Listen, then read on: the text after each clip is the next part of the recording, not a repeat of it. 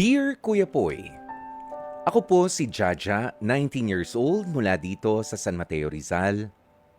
Currently, nasa second year college na ako sa pag-aaral habang may dalawa pa akong ibang kapatid na kagaya ko rin, mga mag-aaral hanggang ngayon.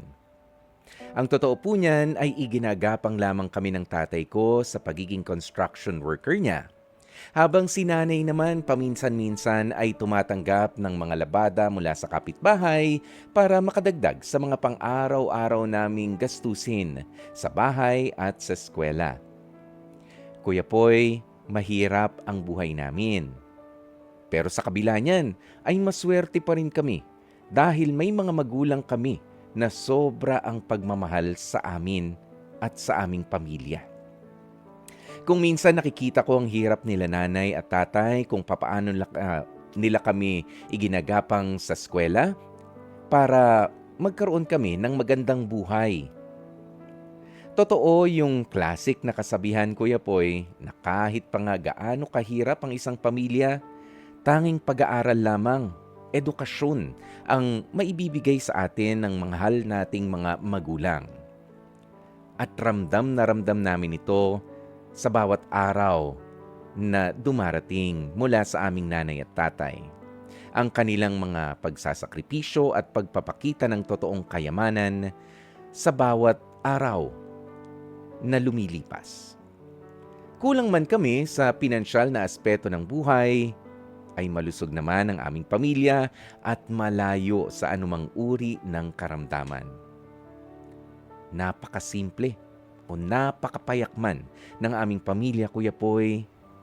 Madalas nakakaranas na makulangan o maubusan ng pera, pero sa likod niyan, alam kong nasa tabi namin ng Diyos at handang gabayan ang nagmamahalan naming pamilya.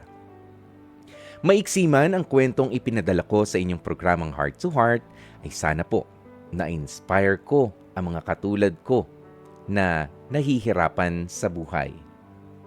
Gusto ko lang ipaalala sa inyo na hindi tayo pababayaan ng Panginoon basta't huwag tayong makalilimot na magpasalamat at humingi ng tawad sa Kanya. Hanggang dito na lamang ang story ang ibabahagi ko sa inyong programa. Maraming salamat po sa pagkakataon.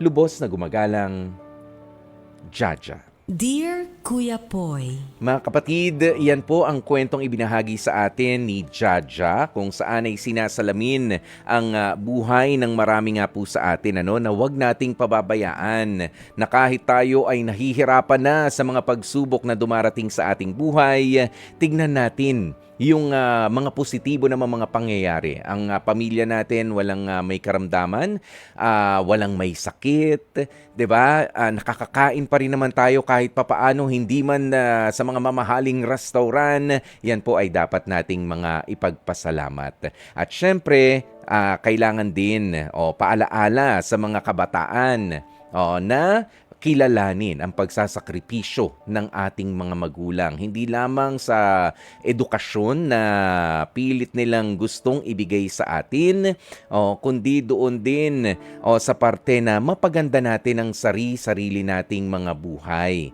Wag natin masyadong i-burden yung mga sarili natin na bibigyan ko si nanay ng ganito, bibigyan ko si tatay ng ganyan. Maganda yun. Pero simulan mo muna sa sarili mo. Bigyan mo muna ang sarili mo na magandang kinabukasan para maisakatuparan mo yung gusto mong maibigay sa iyong mga magulang. Yung iba po kasi, sa totoo lang, ay nape-pressure. Okay? Lalo lang nape-pressure na ibibigay ko kay tatay yung ganito, bibigay ko kay nanay yung ganyan, kung ano-ano ng mga racket ang ginagawa na hindi na rin magaganda.